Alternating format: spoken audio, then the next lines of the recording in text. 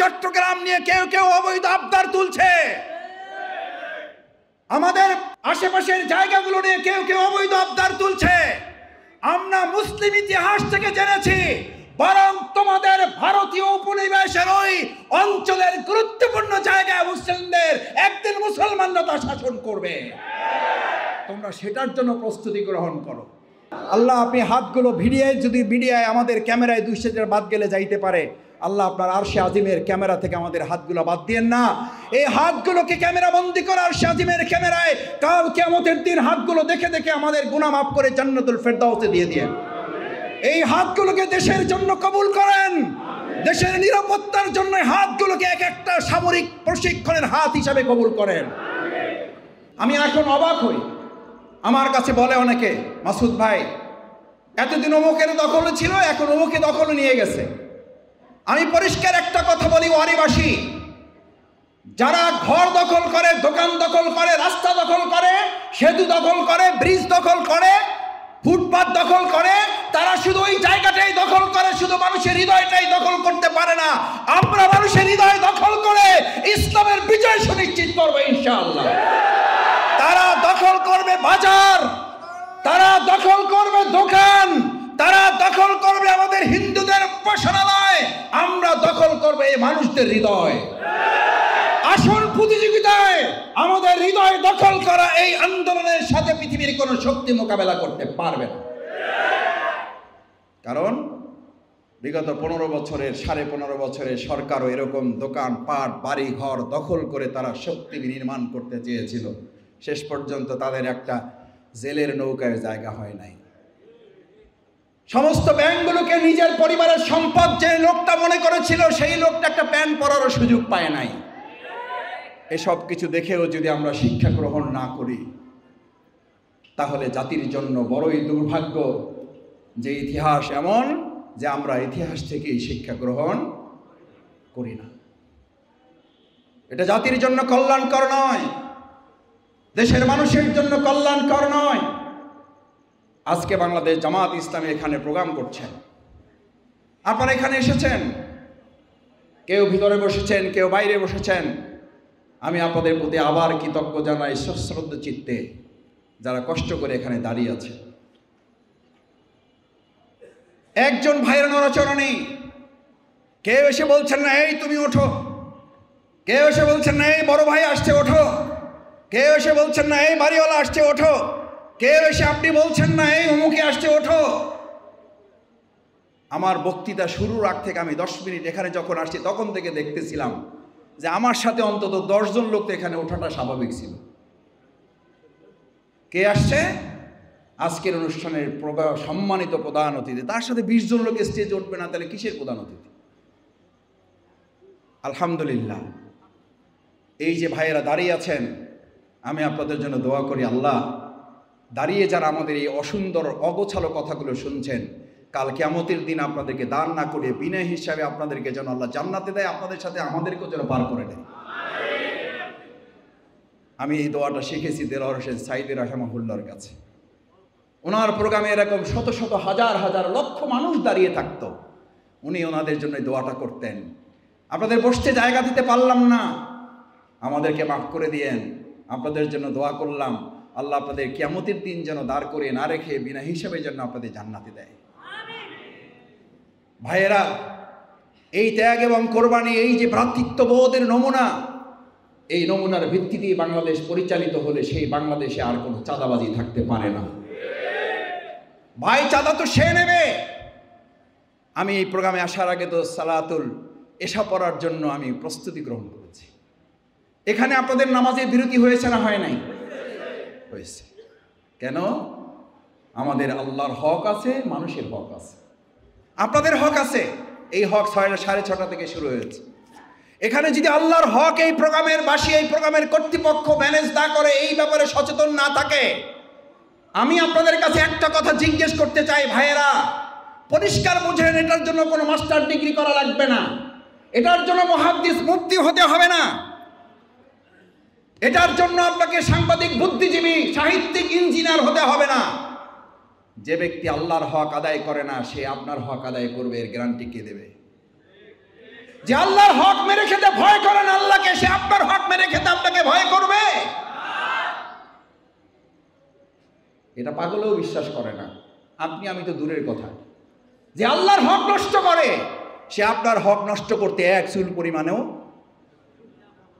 দ্বিধা করবে না। নামাজ সালাত তো দূরে, জানাজার মতো স্পর্শকাতর বিষয়। আমি দাঁড়িয়েছি একসাথে 12 দল 13 দল, অমুক মঞ্চ তমুক মঞ্চ, আলহামদুলিল্লাহ আন্দোলন সংগ্রামের কারণে এক কাতারে দাঁড়াতে হয়েছে, জানাজার কাতারেও দাঁড়াতে হয়েছে। আমি বললাম যে ভাই তাহলে আপনি দাঁড়ান, আমি একটু উজু করে আসি। কয় মাসুদ ভাই তাহলে উজু করতে পারবেন না, এসে জায়গা পাবেন না। আল্লাহ ভালো জানেন যে আদৌ উনি উজু সহ সালাত জানাজা আদায় করেছেন নাকি উজু ছাড়াই চালিয়ে দিয়েছেন। কারণ যে আল্লাহর হক নষ্ট করে সে আপনার হক নষ্ট করতে দ্বিধা করবে না। আমি অনেক সময় জিজ্ঞেস করি, ভাইয়েরা, সহযোগী ভাইয়েরা, আমার বন্ধুরা, আমার এলাকার সম্মানিত গণ্যমান্য ব্যক্তিবর্গ এসেছেন, আমি অনেকের কাছে বিনয়ের সাথে জিজ্ঞেস করি, ভাইয়েরা, একটা প্রোগ্রামের লক্ষ মানুষ আসে, বিরাট বিরাট নেতা নেতৃবৃন্দ বক্তব্য রাখেন, মুসলিমদের একটা বক্তব্যের মধ্যে 1 ঘন্টা 1.5 ঘন্টা আলোচনা হয়, 2 ঘন্টার প্রোগ্রাম হয়। ওই 2 ঘন্টার প্রোগ্রামে যদি 2 সেকেন্ডের জন্য এক আল্লাহ আল্লাহ রসুল দুনিয়ার পাশে পরকালের কথা যখন সেখানে উচ্চারিত না হয়, ওটা আসলে কোনো প্রোগ্রাম না, ওটা হচ্ছে মুসলিমদের সাথে প্রতারণা করার শামিল।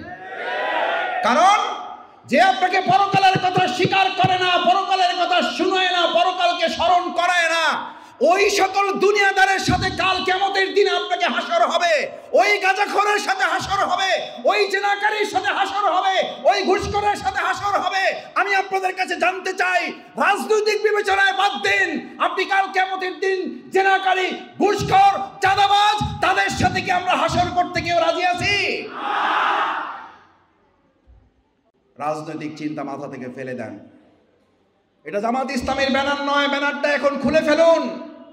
বিবেকের কাছে জিজ্ঞেস করতে চাই, আমরা যদি বেনামাজির সাথে হাসর করতে না চাই, আমরা যদি দর্শনকারীর সাথে হাসর করতে না চাই, আমরা যদি চাঁদাবাজদের সাথে হাসর করতে না চাই, আমরা যদি দখলদারের সাথে হাসর করতে না চাই, আমরা যদি মদপানকারীর সাথে হাসর করতে না চাই, আমরা যদি অবৈধ অস্ত্রধারীদের সাথে হাসর করতে না চাই, তাহলে আকিমুস সালাত, যে আল্লাহর নির্দেশে একটু আগে সালাত আদায় করে এসেছেন, সেই আল্লাহর আরেকটা নির্দেশ, কুনু মা'আস সাদিকিন।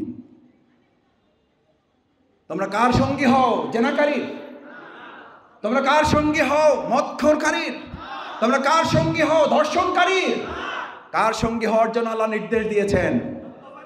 সত্যবাদী। জামাতের সঙ্গী হতে হবে না, জামাতের সঙ্গী হয়েন না কেউ। কিন্তু জামাতের এই সারিতে বসা লোকগুলোকে যদি মনে হয় এই লোকগুলো আপনাকে দুনিয়ার কথাও বলে, আপনাকে পরকালের কথাও বলে, যদি মনে হয় এই লোকগুলো আপনার জন্য নিরাপদ, যদি মনে হয় আপনার ডানে বামে বসা লোকগুলো আপনার জন্য নিরাপদ, যদি আমাদের হিন্দু ধর্মের লোকেরা মনে করে, আমি তাদের কাছে অনেক সময় আমার এলাকায় জিজ্ঞেস করি, ভাই আমি এতক্ষণ তো ইসলামের কথা বললাম, আপনি ভাবছেন আমার লাভটা কি? আমি তখন বলি, ভাই আপনি বিবেকের কাছে একটু জিজ্ঞেস করেন, ইসলাম মদ হারাম করেছে, আপনি কি মদ পছন্দ করেন? কয় না ভাই আমরা পছন্দ করি না। আমি বললাম আমাদের ধর্ষণকে ইসলাম হারাম করেছে, আপনারা কি ধর্ষণ পছন্দ করেন? বলছে না, পছন্দ করি না। আমি বললাম আমাদের চাঁদাবাজ দখলদারিত্ব ইসলাম নিষিদ্ধ করেছে, আপনারা কি পছন্দ করেন? বলছে না, পছন্দ করি না। আমি তখন জিজ্ঞেস করলাম, তাহলে ইসলাম যা চায় আপনারাও তাই চান? এবং বরং উল্টে বলতে হবে, আপনারা যা চান সেটাই ইসলাম আমাদেরকে বলেছে।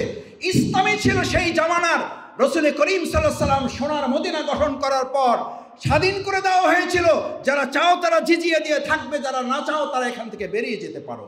ইতিহাস সাক্ষী কেউ একজন বলতে পারবে না রসুল সাল্লাল্লাহু আলাইহি ওয়াসাল্লামের সোনার মদিনায় একজন সেখান থেকে বেরিয়ে গিয়েছিল, বরং তারা সাক্ষী দিয়েছিল আইমে জাহিলিয়ার সমস্ত যুগের চেয়ে রসুল করিম সাল্লাল্লাহু আলাইহি ওয়াসাল্লামের সোনার মদিনার প্রত্যেকটি দিন আমাদের জন্য সোনালী ইতিহাস। কারণ ইসলাম এই পৃথিবীতে এসেছে শুধু মুসলমানদের জন্য না, কোরআন এসেছে শুধু মুসলমানদের জন্য নয়। কোরআন নাজিল করে আল্লাহ তাআলা বলছেন হুদাল লিন্নাস, কাদের জন্য?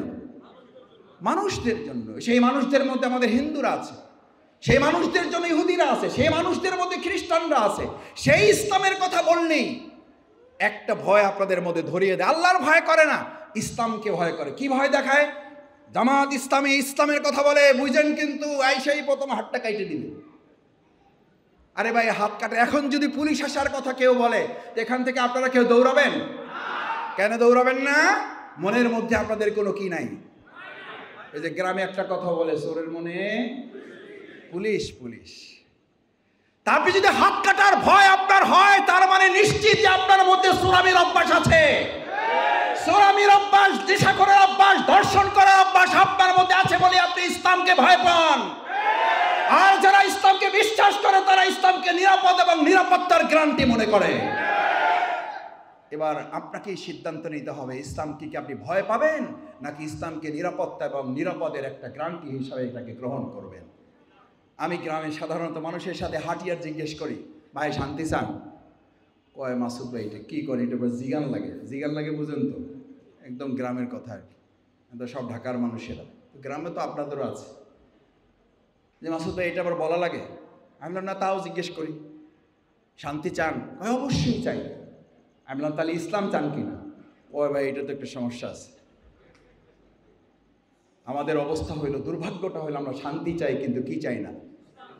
অথচ পৃথিবীর নিশ্চিত আজকে থেকে পৃথিবীর সৃষ্টি শুরু থেকে এখন পর্যন্ত এবং পৃথিবী যতদিন থাকবে, প্রিয় নবী মুহাম্মদ রাসূলুল্লাহ সাল্লাল্লাহু আলাইহি সাল্লাম হিলফুল ফজল গঠন করে 4 দফা 5 দফা কর্মসূচি ঘোষণা করেছিলেন না করেন নাই? ইতিহাস সাক্ষী, তার সেই 4 দফা কর্মসূচি ধারাবাহিকতা সফলতা পেয়েছে মহাগ্রন্থ আল কোরআনের ওহীর জ্ঞান আসার পরে। মুহাম্মদ রাসূলুল্লাহ সাল্লাল্লাহু আলাইহি সাল্লাম যদি তার প্রণীত 4 দফা কর্মসূচি ওহীর জ্ঞানের দ্বারা স্বয়ং সম্পূর্ণ না হলে সফল না করতে পারেন, এই পৃথিবীতে এমন একজন নেতার নাম আপনি আমাকে বলেন, চ্যালেঞ্জ করে যাচ্ছি। আপনি যে রাসূল করিম সাল্লাল্লাহু আলাইহি সাল্লামকে নেতা মানেন আর না মানেন? এখন এই কথা বললে তো বলবেন যে মাসুদ ভাই ওয়াজের লাইনে চলে গেলেন, আসছেন রাজনৈতিক বক্তৃতা দিতে, ওয়াজের লাইনে গেলেন। ওয়াজ আর রাজনৈতিক বক্তৃতা তো আলাদা না ভাই। একটু আগে সালাতুল ইশা পড়ে এসছেন, আল্লাহুম্মা সাল্লি আলা সাইয়্যিদিনা পড়ে আসছেন না আসেন নাই? সাইয়্যিদিনা কাকে বলে এসছেন? প্রিয় নবী মুহাম্মদ রাসূলুল্লাহ সাল্লাল্লাহু আলাইহি সাল্লামকে নেতা বলে এসছেন, তাকে নেতা মেনে এসেছেন। প্রিয় নবী মুহাম্মদ রাসূলুল্লাহ সাল্লাল্লাহু আলাইহি সাল্লাম যদি নেতা হয় আপনার, সেই মুহাম্মদ রাসূলুল্লাহ সাল্লাল্লাহু আলাইহি সাল্লাম পৃথিবীর আজ অবধি রাজনৈতিক সংস্কারের এর চেয়ে বড় নেতা আর কোথাও পৃথিবীতে আসবে না, ছিল না, ভবিষ্যতেও পাওয়ার কোনো সম্ভাবনা। তিনি যদি তার নিজের ব্যক্তির প্রণীত 4 দফা কর্মসূচি হিলফুল ফুজুল কোরআনের বিধান ছাড়া সফল করতে না পারেন, আপনার কাছে চ্যালেঞ্জ ছুরি দিয়ে রেখে গেলাম, পৃথিবীর ইতিহাসে আর এমন একটা দিনের জন্য অপেক্ষমান থাকুন যে কোরআন এবং ওহীর জ্ঞান বাদ দিয়ে, আল্লাহর দেওয়া বিধান বাদ দিয়ে, মানুষ তার তৈরি করা মতবাদ দিয়ে, মতবাদ রচনা করা, তৈরি করা দল দিয়ে, দফা দিয়ে মানুষকে শান্তি কিংবা মুক্তির পথ দেখাতে পারবে। এই নিশ্চয় থেকে আমাদের সামনে কেউ দিতে পারবেন? যদি এই চিন্তা কেউ করে, তাহলে প্রিয় নবী মুহাম্মদ রাসূলুল্লাহ সাল্লাল্লাহু আলাইহি সাল্লামের প্রতি ঈমানের ক্ষেত্রে তার ঘাটতি পরিলক্ষিত হবে। কেন ঘাটতি পরিলক্ষিত হবে? এই জন্য যে প্রিয় নবী রাসূল করিম সাল্লাল্লাহু আলাইহি সাল্লামকে তো আপনি নেতা মেনেছেন। সেই রাসূল করিম সাল্লাল্লাহু আলাইহি সাল্লামকে যদি আপনি নেতাই মানলেন, তাহলে আমাদের প্রিয় নবী রাসূল করিম সাল্লাল্লাহু আলাইহি সাল্লামের প্রণীত বিধানকে আপনি কেন কাজে লাগাতে পারবেন না? সম্মানিত ভাই এবং বন্ধুগণ, আমি আমার কথার শেষ দিকে আর 2টো আহ্বান আপনাদেরকে রেখে আমার বক্তব্য শেষ করতে চাই। আপনারা কষ্ট করে দাঁড়িয়ে আছেন, আমারও কষ্ট লাগছে, তবে আমি তো আপনাদের পক্ষের লোক। আমি দাঁড়ায় আছি না বসে আছি? দাঁড়ায় আছি। অন্তত আমি আপনি তো এক। যারা বসে আছেন তারা স্টেজের সাথে আছেন, আর যারা দাঁড়ায় আছেন তারা আমার সাথে আছেন। সুতরাং 2 পক্ষেই আমরা আছি। আমাকে একজন ভাই সেই প্রোগ্রামে মেসেজ দিছে, কয় মাসুদ ভাই এত রক্ত দিলাম, জীবন দিলাম, বৈষম্য তো দূর করতে পারলেন না। কেউ বসাই রাখলেন, কাউকে দাঁড় করাই রাখলেন। তো এই বৈষম্য আমরা দূর করতে পারি নাই আপনাদের ভালোবাসার জন্য। আয়োজক কর্তৃপক্ষ আপনাদের কাছে ক্ষমা চাচ্ছে যে আপনারা দাঁড়িয়ে আছেন। আমি সেজন্য আপনাদের কষ্ট বাড়াতে চাই না, 2টো আহ্বান রাখতে চাই। নাম্বার 1, আমাদের যে সুন্দর বাংলাদেশটা আমরা এখন এই যে 100তম দিন বা 100তম দিন পার হয়ে আমরা আরও কিছুদিন পার করলাম, 2024 সালের 5ই আগস্ট পরবর্তী যতগুলো দিন যাচ্ছে, আপনার কিছু কষ্ট আছে, বাজারে লাগাম আমরা টানতে পারি নাই। এই অন্তর্বর্তীকালীন সরকার এখনো আইন শৃঙ্খলায় হয়তো পরিপূর্ণ নিরাপত্তা আমাদেরকে দিতে পারে নাই, কিন্তু আমাদের মনের মধ্যে একটা সুখ, একটা আনন্দ আছে।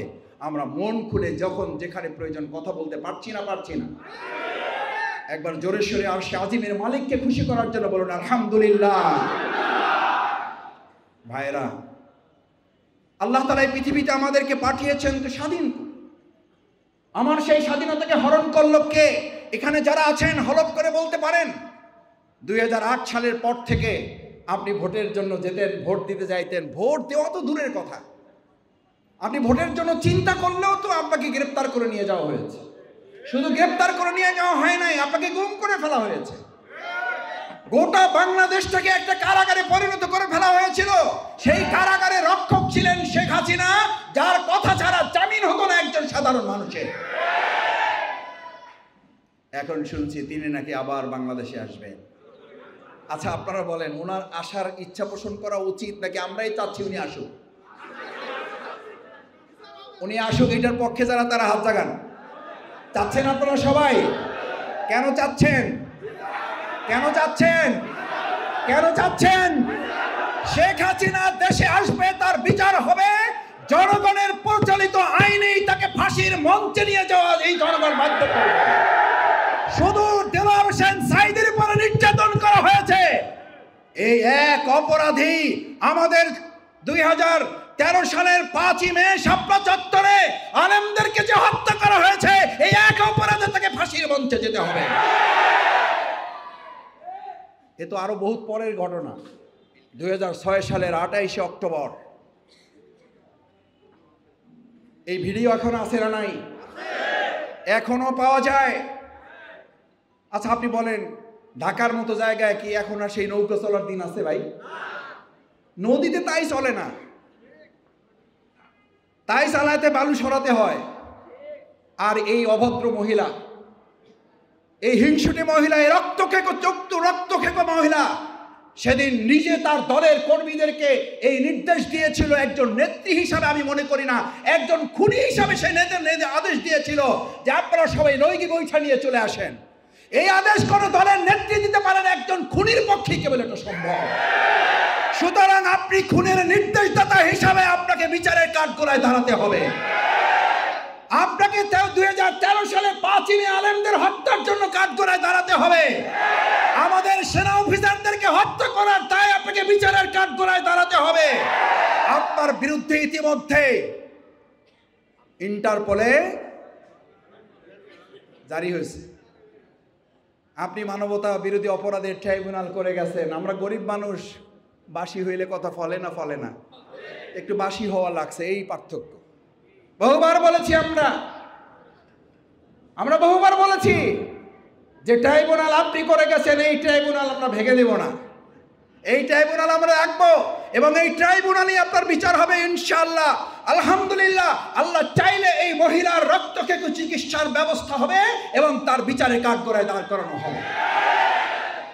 আমি আর শেষ আহ্বানটি বক্তব্য দিয়ে আমার কথা শেষ করতে চাই। ভাইয়েরা, দেখেন, আমরা এখনো হিসাব করি আমাদের চাওয়া পাওয়া কতটুকু পর্যায়ে গেল। আমি মনে করি আজকে ওয়ারিবাসীর বিবেকের কাছে এটি থাকা উচিত। আমাদের যে সমস্ত সন্ত্রাসীরা, অস্ত্রধারীরা আমাদের ভাইদের উপরে গুলি চালিয়েছে, এই সমস্ত অস্ত্রধারীরা মাত্র 3 ভাগের 1 ভাগ না, 4 ভাগের 1 ভাগ না, 100 ভাগের 1 ভাগ এখন পর্যন্ত গ্রেপ্তার হয়েছে, বাকিরা এখনো গ্রেপ্তার হয় নাই। আমরা অন্তর্বর্তীকালীন সরকারের কাছে উদাত্ত আহ্বান জানাতে চাই, কোন দলের নিরাপত্তার জন্য নয়, আমাদের নিরাপত্তার জন্য না। আমরা বিগত 15 বছরের নিরাপত্তাহীনতায় ভুগি নাই, কিন্তু এই দেশের মানুষ নিরাপত্তাহীনতায় ভুগেছিল যে অস্ত্রধারী কারণে। সেই অস্ত্রধারীদেরকে অবশ্যই একটা নির্দিষ্ট সময়ের মধ্যে গ্রেপ্তার করতে হবে, তাদের অস্ত্র উদ্ধার করতে হবে। ব্যাংক ডাকাতের টাকা তাদের কাছ থেকে উদ্ধার না করলে বাংলাদেশে সুষ্ঠু নির্বাচন সম্ভব হবে না। তাদের বাসার একজন পিয়ন যদি 400 কোটি টাকার মালিক হয়, বাকিদের আপনি রেশিও হিসাব করেন তারা কত হাজার কোটি টাকার মালিক ছিল। আমাদের দেশের সমস্ত ব্যাংকগুলোকে ভেঙে খান করে দিয়ে তারা তাদের নেতাকর্মীদের বাড়িঘরকে এক একটা ব্যাংকে পরিণত করেছিল। এই অবৈধ ব্যাংকের থেকে সমস্ত টাকাগুলো উদ্ধার করা হচ্ছে এই সরকারের অন্যতম দায়িত্ব।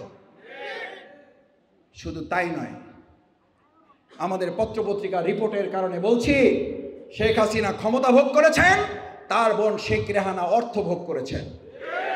শেখ হাসিনা অবৈধভাবে রাষ্ট্র পরিচালনা করেছেন, শেখ রেহানা সজীব জয় অন্যায় অবৈধভাবে ব্যাংকগুলোকে ডাকাতি করে শেষ করে দিয়েছে। তার আমলের আগে তার বাবার সময় ছিল কম্বল চোর, আর এই সময় এসে হয়েছে তারা ব্যাংক ডাকাতের চোর। সুতরাং আমি আপনাদের কাছে উদাত্ত আহ্বান জানাতে চাই, আপনাদের আমাদের ধৈর্যের সাথে আমাদের এই প্রিয় ভাই এবং বোনদের ছাত্র জনতা যে জীবন বাজি রেখে আমাদের প্রিয় মাতৃভূমি বাংলাদেশটাকে একটা নতুন স্বাধীনতার স্বাদ এনে দিয়েছে। আমার ভাইয়েরা যখন নিজের মধ্যে একটু দুর্বলতা ফিল করবেন অথবা মনের মধ্যে একটু রাগ উঠবে, তখন আল্লাহর রাস্তে আপনারা একটু ঢাকা মেডিকেলে যাবেন, আল্লাহর রাস্তে আপনারা একটু বঙ্গ হাসপাতালে যাবেন, আল্লাহর রাস্তে আপনারা একটু সিএমএইচে যাবেন, আল্লাহর রাস্তে আপনারা একটু আমাদের পিজি হাসপাতালে যাবেন। যে কোনো একজন ভাইয়ের চেহারার দিকে তাকালে আপনার মনে হবে আপনার এই বাংলাদেশে আর কোনো চাওয়া পাওয়া নেই। একটাই চাওয়া পাওয়া ছিল, ওই মহিলা মুক্ত একটা বাংলাদেশ। আমাদের অসংখ্য জীবনের বিনিময়ে যে মহিলা মুক্ত বাংলাদেশ দিয়েছে, আল্লাহ তাআলা যেন এরকম আর কোনো রক্তক্ষেকো মানুষের কবলে যেন এই বাংলাদেশকে আর না ফেলায়। সেই জায়গায় আপনাদের ভূমিকা পালনের জন্য আজকে ওয়ারিবাসী এখানে যারা এসেছেন, বাংলাদেশ জামাত ইসলামী কি চায়? বাংলাদেশ জামাত ইসলামী যা চায় তা আজ আপনার এই প্রোগ্রামের মাধ্যমে পরিষ্কার বোঝা যায়। বাংলাদেশ জামাত ইসলামী একটি বৈষম্য মুক্ত, আমাদের সন্তানেরা যা চেয়েছে, আমাদের ছাত্ররা যা চেয়েছে, আমাদের তরুণেরা, শ্রমিকেরা, যুবকেরা যা চেয়েছে, তাদের স্লোগান ছিল উই ওয়ান্ট জাস্টিস। তারা কি চেয়েছে? আচ্ছা, জাস্টিসের অ্যারাবিকটা কি? জাস্টিসের ইসলামী আরবি শব্দটা কি? আল্লাহ তাআলা তো এই কথা পরিষ্কার বলে দিয়েছেন। নামাজের সময় ইমামরা বলে, ইমামরা আপনাদেরকে নির্দেশ দেয়, এই যে সালাত আদায় করে এসেছেন, এটা দিল, দাঁড়াও, শক্ত মজবুত অবস্থান করো এবং তোমরা সারিবদ্ধভাবে দাঁড়িয়ে এমনভাবে নিজেদের মধ্যে ঐক্য তৈরি করো।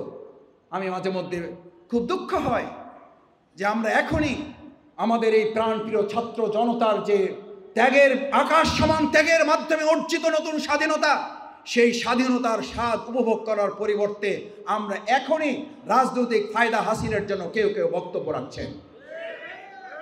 আমাদের ছাত্রদেরকে এখন ব্যাখ্যা করতে হয় আমরা কেন জীবন দিতে হয়েছে, এই দুর্ভাগ্যজনক পরিস্থিতির মুখে আমরা কেন পড়লাম। আজ আমাদের প্রিয় ছাত্র জনতারা যারা জীবন বাজি রেখেছে, এই জীবন বাজি রাখার মূল লক্ষ্য ছিল আমাদের এই প্রিয় মাতৃভূমি বাংলাদেশে উই ওয়ান্ট জাস্টিস। আমরা একটা সুশাসনের জন্য এই বাংলাদেশটাকে তৈরি করতে চাই। আপনার কাছে অনুরোধ করতে চাই ভাইয়েরা, সংস্কার চলছে, সংস্কার প্রিয় নবী মুহাম্মদ রাসূলুল্লাহ সাল্লাল্লাহু আলাইহি ওয়াসাল্লাম থেকে শিখতে হবে। তিনি আগে মদিনা সংস্কার করেছেন নাকি আগে ব্যক্তিকে সংস্কার করেছেন? ব্যক্তিকে সংস্কার করেছেন। এখনো কেউ কেউ বলেন রাষ্ট্র সংস্কার হলেই পরে ব্যক্তি সংস্কার। আর আমরা বলি, আজকে আমরা জানলাম যে আমাদের বাংলাদেশের দেশপ্রেমিক সেনাবাহিনীকে আরও 60 দিনের জন্য, অর্থাৎ 2 মাসের জন্য তাদের ম্যাজিস্ট্রেসি পাওয়ার বাড়ানো হয়েছে। আমি সাধুবাদ জানাই, আমি অন্তর্বর্তীকালীন সরকারকে ধন্যবাদ জানাই যে ঠিক আছে, এই দেশপ্রেমিক সেনাবাহিনী 2024 সালের 5ই আগস্টের একটা রক্তাক্ত পরিবেশ থেকে বাংলাদেশকে রক্ষা করেছেন।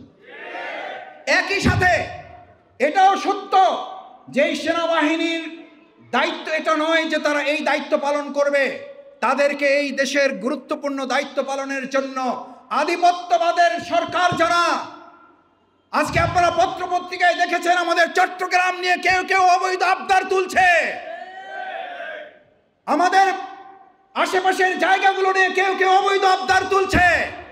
আমরা মুসলিম ইতিহাস থেকে জেনেছি বরং তোমাদের ভারতীয় উপনিবেশের ওই অঞ্চলের গুরুত্বপূর্ণ জায়গায় মুসলিমদের একদিন মুসলমানরা তা শাসন করবে, তোমরা সেটার জন্য প্রস্তুতি গ্রহণ করো। আমাদের চট্টগ্রাম নিলে তোমাদের সুবিধা না অসুবিধায় আলোচনা পরে, আগে আলোচনায় আসতে হবে এই ভারতবর্ষ এক সময় মুসলিমরা শাসন করেছে, আবার মুসলিমরাই শাসন করবে ইনশাআল্লাহ। আমাদের ফিলিস্তিনকে দাবিয়ে রাখা যায় নাই, যাবে না।